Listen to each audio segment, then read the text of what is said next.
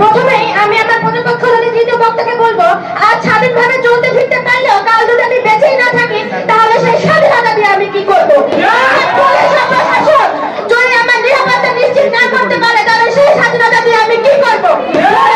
মাননীয় সভাপতি, বিক্ষোভী জনক মণ্ডলীর প্রতিপক্ষ দলের প্রতিযোগীবৃন্দ এবং উপস্থিত সকলকে জানাচ্ছি আমার আন্তরিক শুভেচ্ছা ও সালাম। আসসালামু আলাইকুম। আজকে আমাদের বিতর্কের বিষয় 24শে গণঅভ্যুত্থানের প্রত্যাশা অপ্রাপ্তি। যুক্তিসঙ্গত কারণে আমি এবং আমার দল এর বিপক্ষে অবস্থান করছি। কোটা না মেধা, মেধা মেধা, এই স্লোগানে শুরু হয় বৈষম্যমূলক নীতির বিরুদ্ধে বৈষম্য বিরোধী ছাত্র আন্দোলন। শোষণ স্বেচ্ছাচারিতার প্রতীক আওয়ামী সরকারের দমন পীড়ন, হাজারো মাইল খালিগত জীবনতা জনগণের জাগিয়ে তোলে স্বাধীনতা অর্জনের অদম্য স্ফুলিঙ্গ। এই আন্দোলন ধীরে ধীরে রুটিনে থাকে গণঅভ্যুত্থানের জারি ছিল একটাই স্বপ্ন, ধনধান্য পুষ্পমালা বৈষম্যহীন জোনার বাংলাদেশ।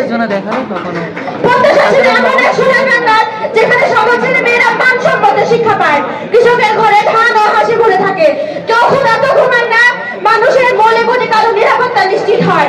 অর্থাৎ নদী মাটি বন্ধ করে এই দেশ সত্যিকারের ন্যায়, ভালোবাসা ও সমৃদ্ধির ঠিকানা।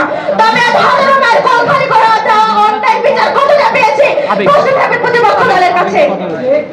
বর্তমানে রোজগার অস্থির, উন্নয়ন থেমে আছে, জরুরি রোগের জন্য সরকারি হাসপাতাল থাকলেও নেই পর্যাপ্ত বেড, ডাক্তার, ওষুধ, সাধারণ শিক্ষার্থীরা পাচ্ছে শুধু সংবাদপত্র, নেই বাস্তব শিক্ষার সুযোগ, নেই চাকরির নিশ্চয়তা। মানুষ মৌলিক ও নাগরিক অধিকার হতে বঞ্চিত, রাতের অন্ধকারে ঘর থেকে বের হওয়া মানে আতঙ্ক, লাশেরও নিরাপত্তা নেই। আজকের এই করুণ বাস্তবতায় কি সেই সোনার বাংলা যার শব্দ মুখে ধারণ করে 24শে গণঅভ্যুত্থান করেছিলাম? প্রতিপক্ষ দলের মূল কথায় স্বৈরাচার সরকারের অন্যায়ের ইতিহাস। তারা হয়তো ভুলে গেছেন হাজারো শহীদের রক্তের বিচারের প্রত্যাশা, প্রত্যাশা সুষ্ঠুভাবে পরিচালিত সোনার বাংলার। তারা তুলে ধরে চাকরির প্রাপ্ত হওয়ার কথা। তবে বর্তমানে বাংলাদেশ পরিসংখ্যান ব্যুরো অনুযায়ী 27 লক্ষ শিক্ষার্থী এখনো বেকার। কেন কেন আমি এই প্রশ্ন রেখে যাবো তাদের কাছে।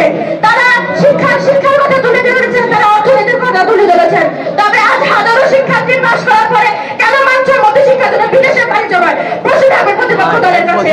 তারা বিতর্ক করতে এসেছেন, তবে জানেন না কিভাবে সম্মানসূচকভাবে বিতর্ক করতে হয়। তারা কোনো সম্মানসূচকভাবে প্রশ্ন করতেই জানেন না।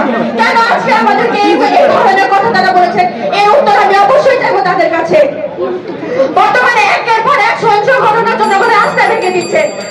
2025 জুলাই 9 জুলাই মিটফোর্ডে সোহাগতা, এই সোহাগতের সোনার বাংলা স্বপ্নকে রক্তাক্ত ও হতাশ করে তুলছে। ধন্যবাদ।